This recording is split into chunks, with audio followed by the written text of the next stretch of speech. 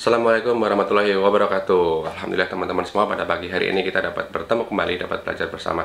Mari panjatkan puji syukur kita kepada Allah yang telah memberikan kita kesempatan, memberikan kita kekuatan, kesehatan, sehingga pada pagi hari ini kita dapat kembali beraktivitas, melanjutkan aktivitas kita, dan dapat sama-sama belajar untuk menambah ilmu, menambah wawasan, dan semoga ini akan bermanfaat bagi kehidupan kita. Semoga ini akan menambah nilai pahala kita kelak di yaumil akhir, akan mendapatkan keutamaan. Amin amin ya rabbal alamin.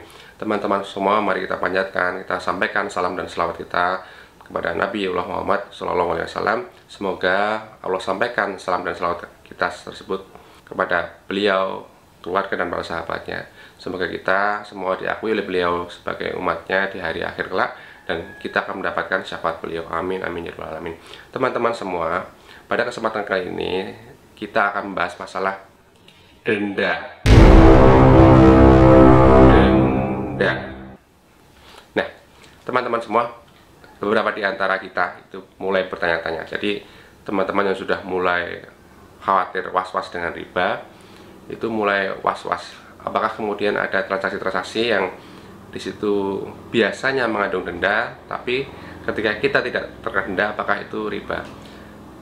Misalnya apa? Misalnya adalah ketika kita langganan listrik, langganan telepon, langganan koneksi internet, langganan apalagi air bersih, itu kalau kita terlambat membayar setiap bulannya, itu kita akan mendapatkan denda. Begitu juga dengan kartu kredit ketika kita telat membayar, kita mendapatkan denda. Pertanyaan dari teman-teman, beberapa teman-teman adalah, bagaimana jika teman-teman itu tidak telat membayar, artinya tidak dapat dendanya? Teman-teman semua, mari kita kembalikan kepada konsep atau konteks dari transaksi tersebut. Untuk kartu kredit, meskipun teman-teman semua itu membayarnya tepat waktu dan tidak terkena denda, itu di situ masih ada dosa ribanya. Kenapa?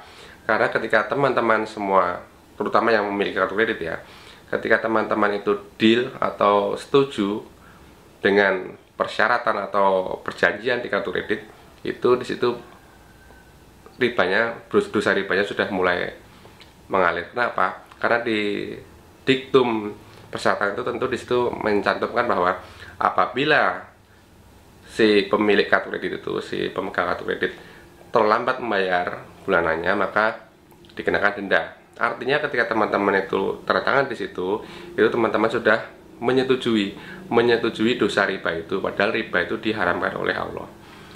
Jadi meskipun teman-teman semua kemudian berusaha untuk tidak pernah terlambat, selalu on time, tapi teman-teman sudah menyetujui sesuatu yang diharamkan oleh Allah.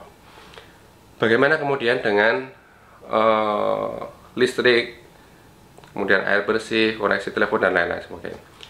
Pada intinya teman-teman semua, ketika sesuatu yang kita butuhkan itu sudah tidak ada lagi pihak yang dapat menyediakannya, seperti misalnya listrik di Indonesia, listrik cuma punyanya PLN. Apakah mungkin kemudian kita sebagai orang yang memerlukan listrik, koneksi listrik, itu dapat memilih provider yang lain, dapat memilih instansi yang lain sebagai penyedia listrik? Kan tidak mungkin. Jadi mau tidak mau, kemudian kita harus bermuamalah, kita harus bertransaksi dengan instansi tersebut, dengan lembaga tersebut, dengan badan tersebut. Apabila kemudian di situ ada diktum perjanjian, diktum persyaratan yang kemudian tidak bisa kita rubah, maka mudah-mudahan itu akan menjadi tanggungan dari si penyedia jasa. Semoga kita dibebaskan dari dosanya.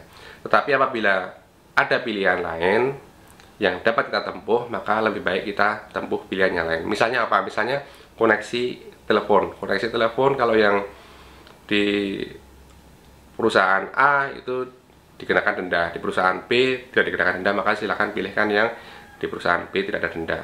Mudah-mudahan teman-teman semua menjadi lebih cerdas dalam memilih, cerdas dalam membedakan apakah itu riba atau tidak. Jadi riba itu bukan karena kita membayar dendanya, tapi ketika kita menyetujui ada denda di situ, itu pun kita sudah mendapatkan aliran dosa ribanya. Semoga video kali ini bermanfaat, dan bagikanlah video-video seperti ini kepada orang-orang tercinta, sehingga kita memiliki potensi, kita memiliki peluang untuk mendapatkan pahala jariah ketika orang-orang di sekitar kita mendapatkan manfaat dan kemudian mendapatkan pencerahan dari video-video yang kita bagikan. Terima kasih semua teman-teman semua. Wassalamualaikum warahmatullahi wabarakatuh.